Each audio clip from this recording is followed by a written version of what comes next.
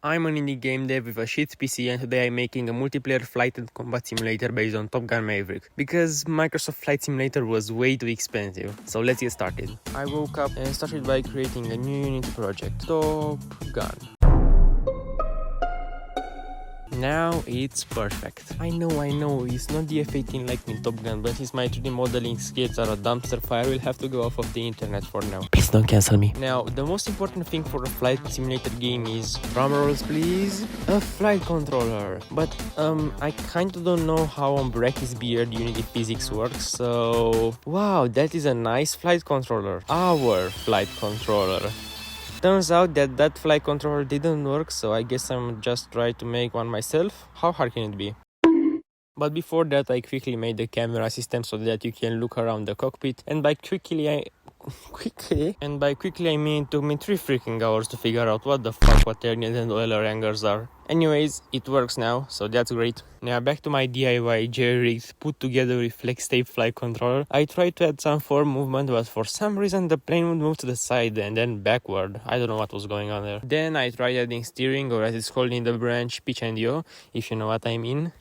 And everything broke. I figured that this was happening since the controller wasn't physics based, and so I sadly ditched the project. But then I stumbled upon a different flight controller made by Ivan Pensionerov, which was based on real-world physics. The problem with this system is that the plane was controlled through keyboard input, and that's not how real planes fly, since, you know, they have a stick or a control column. Anyways, I figured that controlling with the mouse in an incremental way, just like in real life, would be the best way. Future me here. I kinda want to explain how this system works. Okay, so you have the mouse and the width or height of the screen, and take how far away on each axis the mouse is from the center of the screen. So let's say 10% of the screen width on the x-axis and 25% of the screen height on the y-axis. This gives us with how many degrees per second will the plane roll on each axis. The higher the percent, the more it rolls pitches each second, just like in real life. Okay, now back to the video. And boom! Just like that, everything is working fine. Now because I got this new flight controller, I had to copy and rework the camera system from the old project into this one, which was kinda annoying, but now it all works great. And then I spent 30 minutes literally just playing around with this, because it was so freaking fun. But after some time I got bored and decided to add rails to the edges of the wings like some fighter jets have, and after a bit of tweaking with Unity's built-in trail renderer, I got something that kinda resembled real life. But then I spotted another issue that would completely break the game. When going at high speeds, the plane would become really uncontrollable. The solution I came up with was to reduce how much the plane would actually turn based on the speed. The higher the speed, the lower the turn coefficient. Then I wasted another 30 minutes just fine-tuning the controls so that they would seem kinda realistic. That is until some errors popped up. I don't really remember why or how I fixed them, but they're gone now, so that's good. Okay, but how can this be a combat simulator if you can't preview stuff, right? So I did a target and a machine gun with real bullets, not fake guests, as I wanted planning ahead to be really important in this game.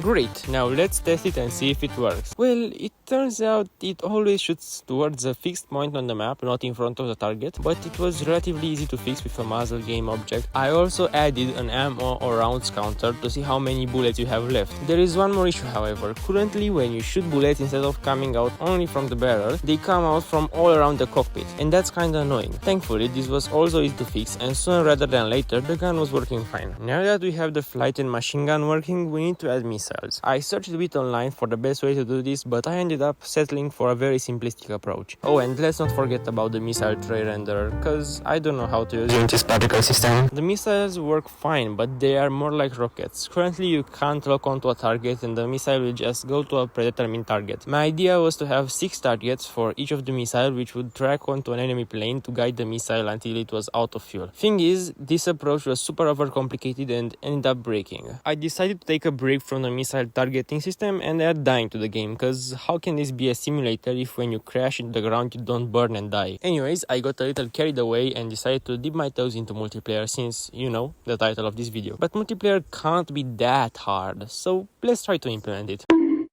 Turns out adding multiplayer is actually really hard, but we can use Photon to make it easier. It's free in raw quantities, so that's good I guess. I made a main menu and the lobby and hopefully it all works. There's only one problem though. When I tried it with my buddy, this happened. Wait, so you're saying it doesn't work? Yeah, I can't join the lobby. Well, it turns out that Photon has servers in different regions and you can't access the same lobby on 2 servers, so I came up with a quick fix until I had a region selector. I literally just blocked the region selection to one region on the Photon backend and it works. Now that the rudimentary multiplayer was working, I decided to make the game look a little prettier, and I added the new UI and landing gear to the plane since before it just sort of glided on the ground. I also made it so that you can retract any standard landing gear by pressing G.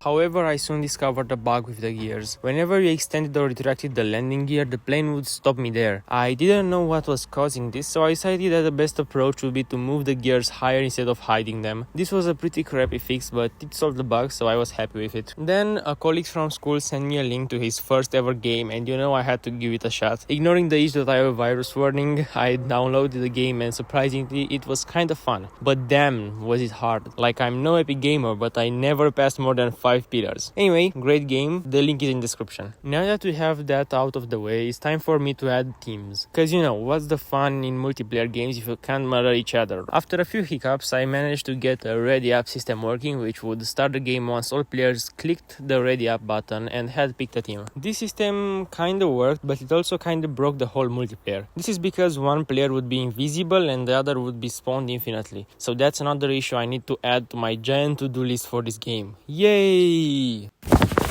Okay, so here's an update. I've been working on the game for about 4 months now, and I've kinda managed to fix the whole multiplayer. I also added a lot of tiny features and polished the game. There is still a lot of stuff to do, but for now I think I will release a single player only demo of the game. Link is probably in the description, so go play it and make sure if you have any suggestions or bug reports to leave them in my Discord server, also linked down below. Anyways, thanks for watching. Don't forget to smash like if you like the video, smash dislike if you don't, and stay tuned for the next devlog where I'll be converting the multiplayer from Photon to Unity's netcode, which surely can't be that hard, right?